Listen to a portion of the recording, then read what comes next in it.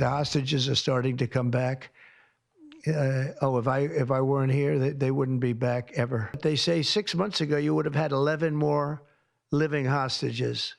Think of that, 6 months ago. But Biden couldn't get it done, and it was only the imposition that I put on as a deadline that got it done. But it's a very sad situation. It should have never happened. President Trump yesterday discussing the deal to release the hostages held by Hamas in Gaza and the difficult steps still ahead to get them all out and make sure the ceasefire is permanent. Joining us now is President Trump's special envoy to the Middle East, Steve Witkoff. He was certainly a key player in the negotiations and the deal between Israel and Hamas. Thank you for being on our show, and thank you for being willing to serve the country as well.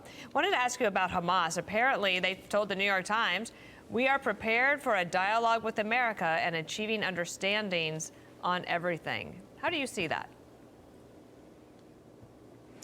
Well, I think it's good if it's accurate. I think we were able to demonstrate that President Trump's policies, peace through strength, they work.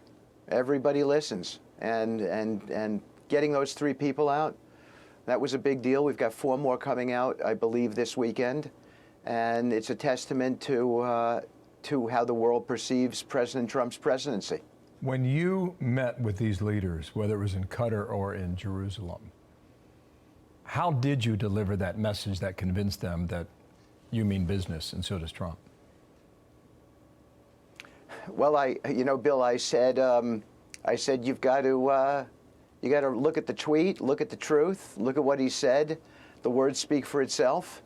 He expects a hostage release. Remember, we were working, we had nothing to do with the mathematics behind the prisoner release and the hostage release. That was set probably, I don't know, 11, 12 months ago in the so-called May 27th protocol that was agreed to by Hamas, by the Israelis, and monitored by the United States under the Biden administration. So that set the mathematics around how many Palestinians in Israeli jails would be released for each hostage who was coming out. Our job was to speed up the process because it felt like it had bogged down. And so that was the job, and we were able to get it done. And it doesn't happen without the president. It's on track for the moment, and we'll see what happens next, phase 2, and on and on and on. I was watching you at the end of the inauguration in the rotunda on Capitol Hill. And when now the former president was walking out, you stopped, grabbed his hand, and had some words with him. What did you say that you want our audience to understand about your message that moment? I said, thank you. I said, thank you for allowing me to work on this peace deal because it was important, and I wanted to thank him for that. And what did he say? He said, thank you. Simple enough. Sir, could you project, I know you don't like to speculate, but could you project 6 months ahead or so? Because one of the key pieces of the deal, as I understand it from friends who are very supportive of the Israelis, that in a way it was a terrible deal, but one that they should take because of the situation that they found themselves in. But the key was Israel did not have to declare an end to the war.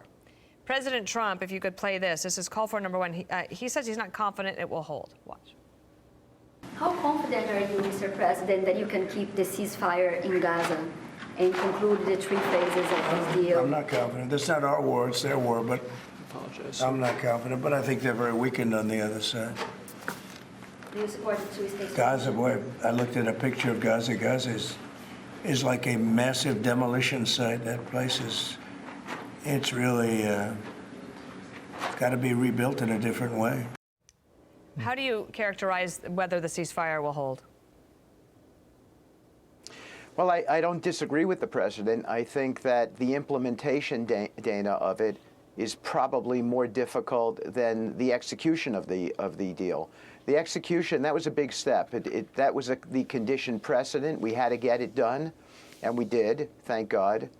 And now we've got to implement. I'm actually going to be going over to Israel.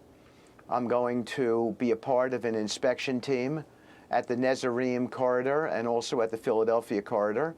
That's where you have outside overseers sort of making sure that people are safe and people who are entering are not armed and no one has bad motivations. But we have to make sure that the implementation goes well, because if it goes well, we'll get into phase 2 and we're going to get a lot more live bodies out. And I think that that is what the president's directive to me and everybody else working in the American government on this. That's his directive, and that's what we're going to do. That's what we're going to do. Our audience may not be that familiar with you, but they're going to get to know you very soon. And we really appreciate you coming on today, because these are very important issues.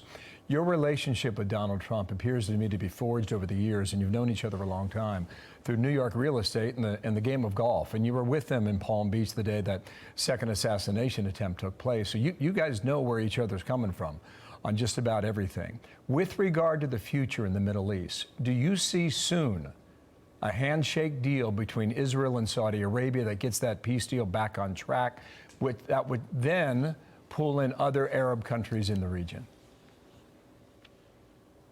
Well, you know, Bill, it's been out in the news that there's been talk of a normalization deal, and I think that normalization is an amazing opportunity for the region. It's basically the beginning of the end of war, and the beginning of the end of war means that the entire region becomes investable. It becomes financeable. Banks do not have to underwrite whether the Houthis, Hezbollah, or Hamas is going to fire a missile and take down a hyperscale data center. So I think that normalization is huge for the state of Israel. It's huge for the region, and hopefully it happens. And my own opinion is that a condition precedent to normalization was a ceasefire. We needed to get people believing again. First, we needed the hopeful moment, and I'd like to think that we've achieved that, and we'll build on that. And then on top of that, we needed to show people that we could stop the violence, and we could have conversation and dialogue. And so this is the beginning of that, and hopefully everything over there can be settled in that way. If it's possible, everyone will become a believer. Just one more from me. How many countries do you think could be on board? I think you could get everybody on board in that region. I really do. I think there's a new sense of leadership over there. Oh my gosh! I mean, Qatar. Look at what, you know. Qatar was enormously helpful in this. Sheikh Mohammed, he did plenty of, you know, his communication skills with Hamas were indispensable here. So I think the UAE is already a part of it. Egypt was very, very helpful to us in these endeavors. I think we have the opportunity to get everybody bought in to a better future for the region. More opportunity, more hope. I think we have this is an inflection point. Wow. Steve Witkoff, thank you so much for joining us today. We appreciate it and hope to see you again. Good luck. My pleasure. Thank you. I'm Steve Doocy. I'm Brian Kilmeade. And I'm Ainsley Earhart. And click here to subscribe to the Fox News YouTube page to catch our hottest interviews and most compelling analysis.